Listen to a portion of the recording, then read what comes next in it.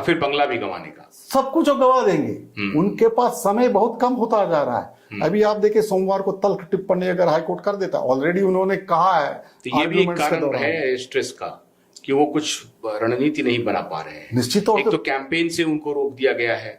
अब उनके जो सिपह सालार वगैरह हैं आम आदमी पार्टी के, वो कैंपेन में शामिल हैं, लेकिन वो कितना क्राउड पुल कर सकते हैं, या केजरीवाल का जेल में रहने से उनकी पार्टी को ज्यादा फायदा हो रहा है, ये तो अभी आने वाला वक्त बताएगा कि उनको दिल्ली में या पंजाब में क्या लाभ मिल रहा है।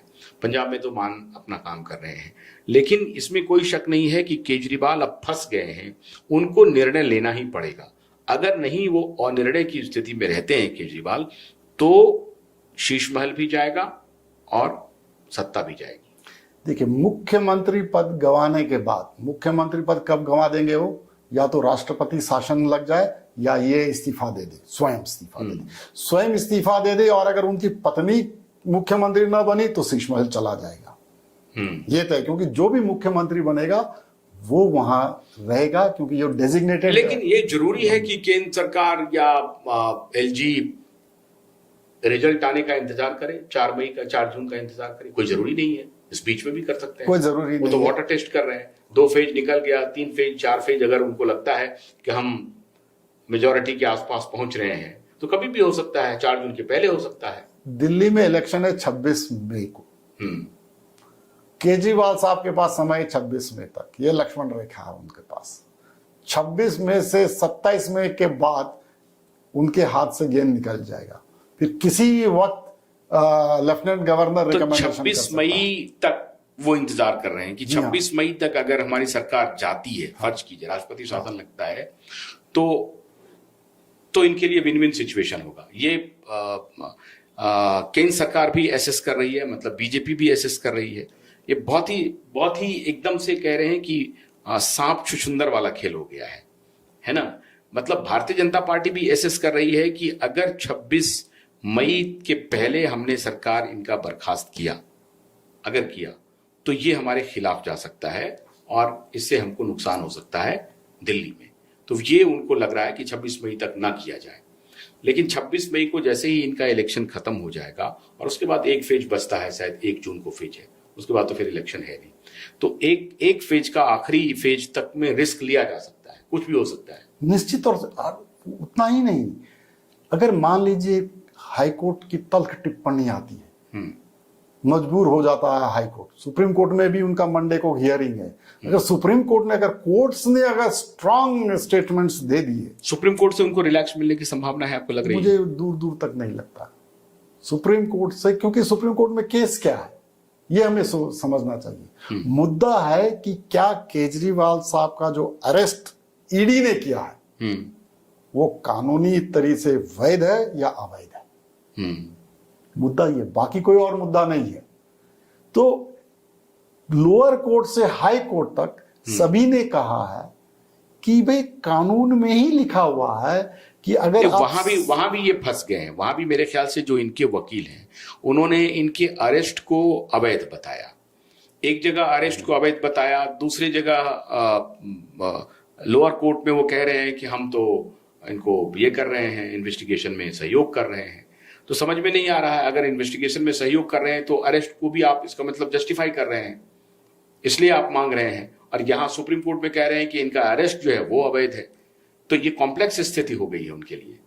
निश्चित तौर से इसका मतलब अभिषेक मनु सिंह भी इनको फंसा रहे हैं।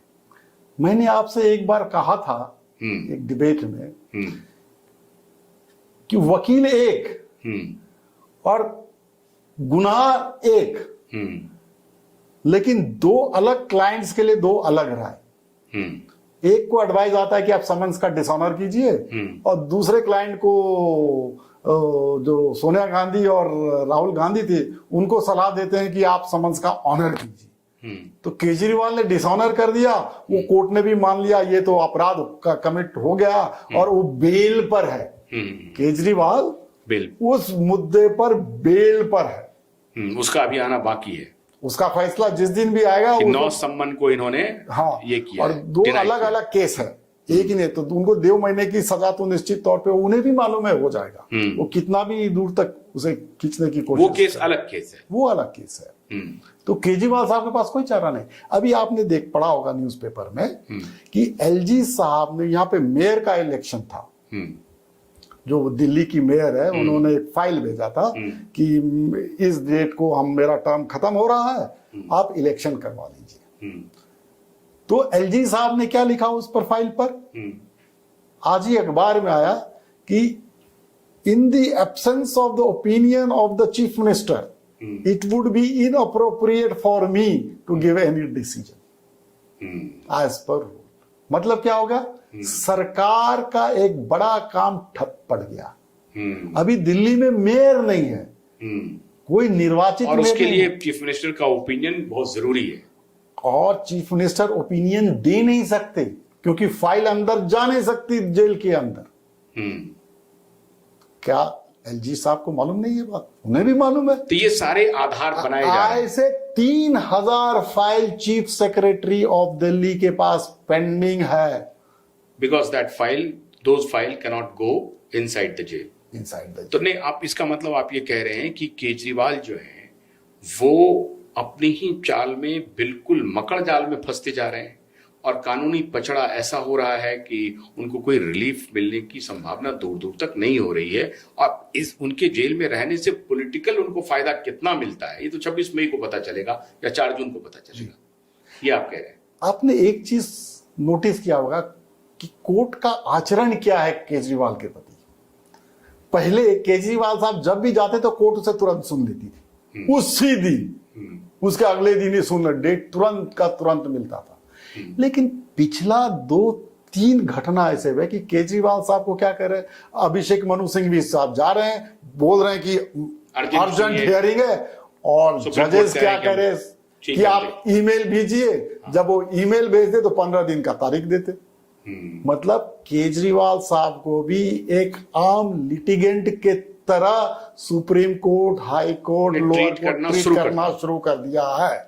क्यों ऐसा आचरण? कोर्ट में परिवर्तन आया है क्योंकि कोर्ट ने भी समझ लिया कि हमारा समय बर्बाद कर रहे हैं और देश का नुकसान कर रहे हैं, जो कि हाई कोर्ट ने भी कहा कि Kejriwal actions are selfish in nature and the interest of the country and Delhi is not first and foremost, which should be in the case of a chief minister. ठीक है, धन्यवाद। बढ़िया बात हम लोगों ने कर ली। अब देखते हैं कि 26 मई को दिल्ली में जो चुनाव होने हैं, उस चुनाव के बाद 26 से 4 जून के बीच में ये बहुत महत्वपूर्ण उस दौर की जो रातें होंगी वो बहुत महत्वपूर्ण होंगी, बहुत खतरनाक होंगी। उसमें कैसे सपने आते हैं ये तो केजरीवाल जी ही बताएंगे।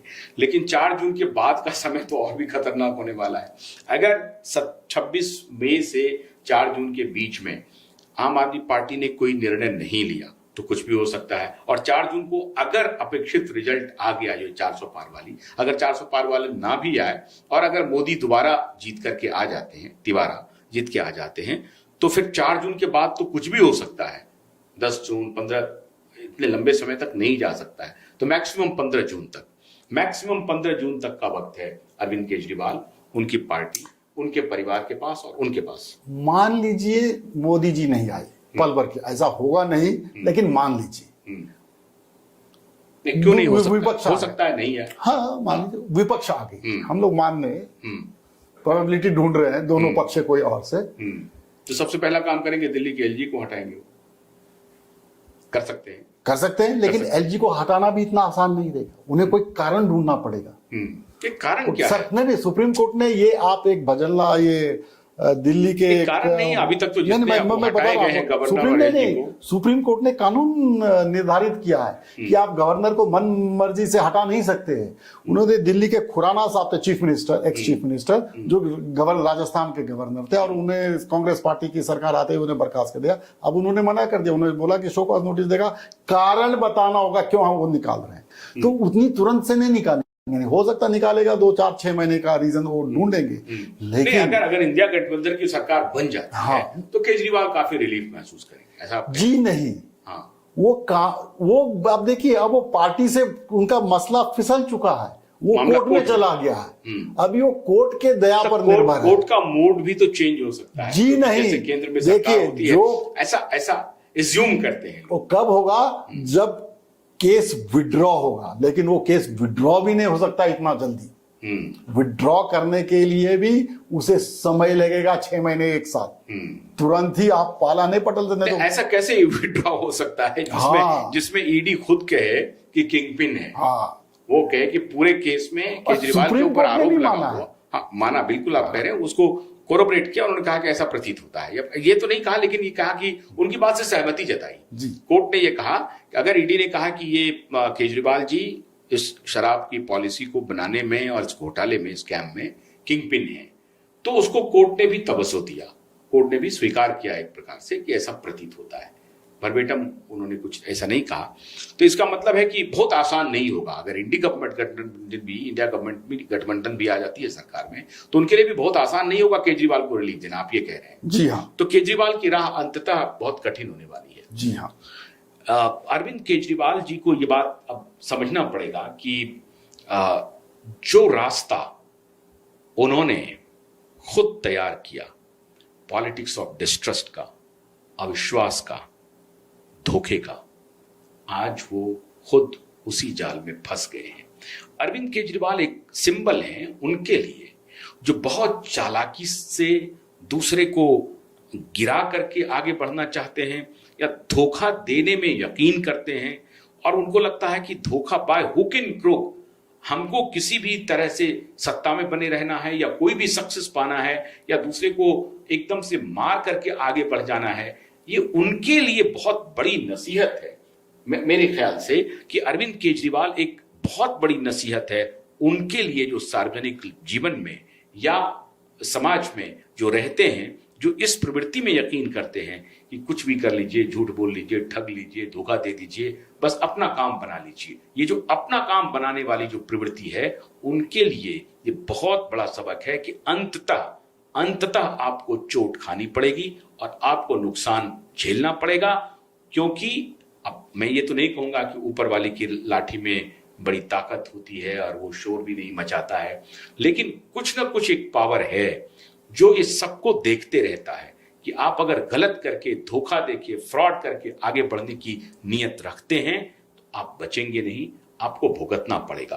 और मैं समझता हूं बड़ी शिद्दत से, सारे तर्क आप इवैल्यूएट कर लीजिए, कोई मेरी व्यक्तिगत दुश्मनी नहीं है अरविंद केजरीवाल से, लेकिन अरविंद केजरीवाल एक ऐसा फिनोमेना बन गए हैं जो हर बुराई का एक सिंबल बन करके सामने आ गए हैं। पॉलिटिकल जो बाकी जो लोग हैं, इसका मतलब ये नहीं है कि जो उनके अपोनेंट हैं वो बड़े अच्छे हैं, मैं ये नहीं कह रहा हूं, लेकिन जिस अच्छाई की बात अरविंद केजरीवाल कहते थे और बहुत हद तक करने की कोशिश शुरुआत में वो करते थे, ऐसा नहीं दिख रहा है। तो केजरीवाल अपनी ही जाल में फंस गए हैं। बहुत बहुत शुक्रिया कर्नल विजयनाथ जी आपका।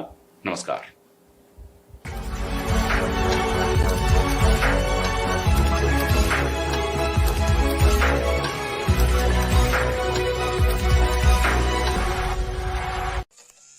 गन्ने की कड़ी बुनियाद, जिसे मराठी में खुडकिया और कुछ उत्तर भारत के क्षेत्रों में खुटकी भी कहा जाता है, उसे केवल भोलानाथ का 2-in-1 बैटरी ऑपरेटेड हार्वेस्टर कम ब्रश कटर आसानी से और बिना रुकावट के काट सकता है।